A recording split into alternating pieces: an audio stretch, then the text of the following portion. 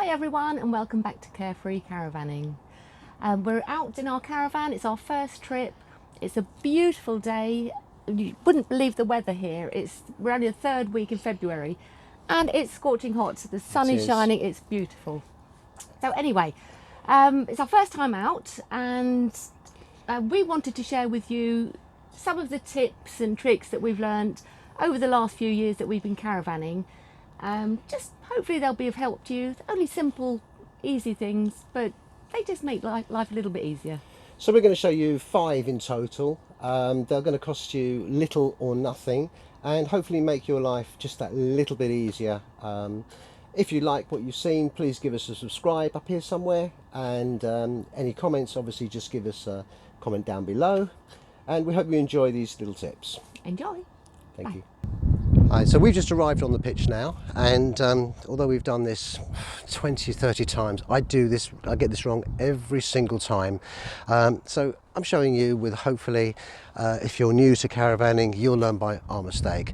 So we've just let the jockey wheel down, we've arrived on pitch, handbrakes on, and we're going to lift up the caravan using the jockey wheel and uncouple it. Handbrakes on, so just lifting that up. And now, something that is really important is with these Alco chassis, this is compressed because I've reversed the caravan onto the pitch.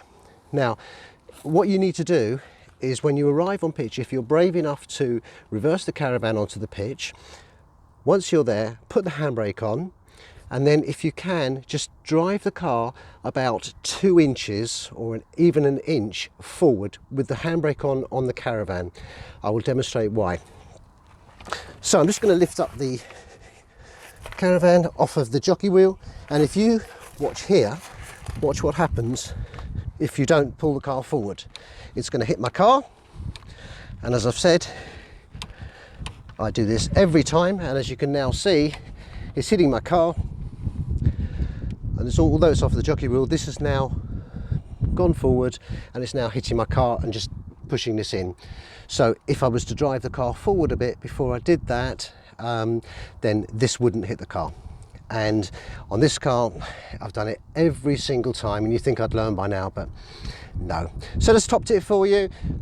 When you arrive on pitch, if you're brave enough to reverse it onto the pitch, put the handbrake on the caravan, and then just drive the car forward just a couple of inches at the maximum, no more. And if you feel the caravan pulling you, then stop, and that will sufficiently stop that from happening. Okay, so this is a tip that again won't cost you anything, maybe a couple of pence. In fact, what it's going to do, it's not going to save you money, but what it will do is save your sanity.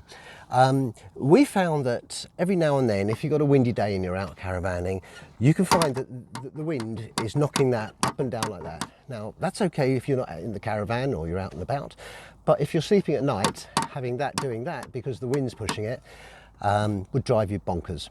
So a simple elastic band, you don't want it too tight, it's just a little standard elastic band, just pop it over there and round the handle, and all that's going to do is just literally stop it from lifting up. You can use it on any of the outlets, so if you've got a barbecue point or your electrical points on the outside, just an elastic band.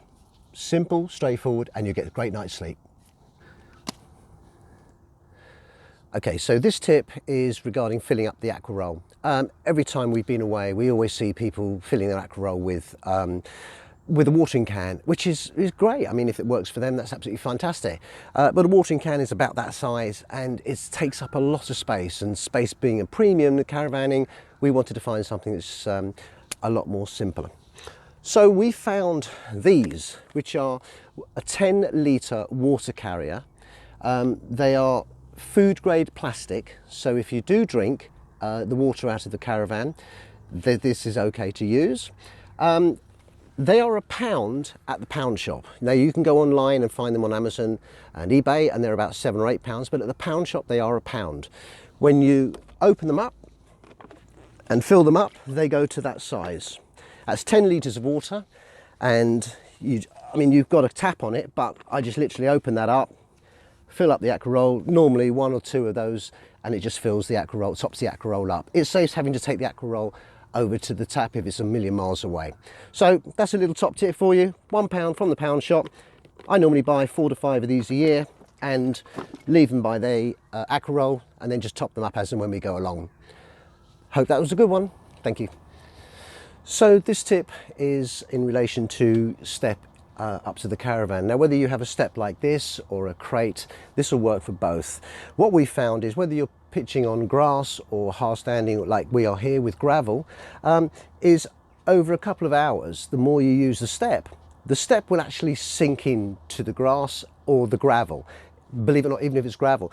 And what you can do is it will actually fray your carpet. And then it also makes the step a little bit uneven, so if you've had a drink or two, that doesn't help.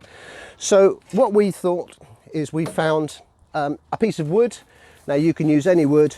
We've just got a piece of wood like that is that size. We pop it under the awning as long as the wood is bigger than the step.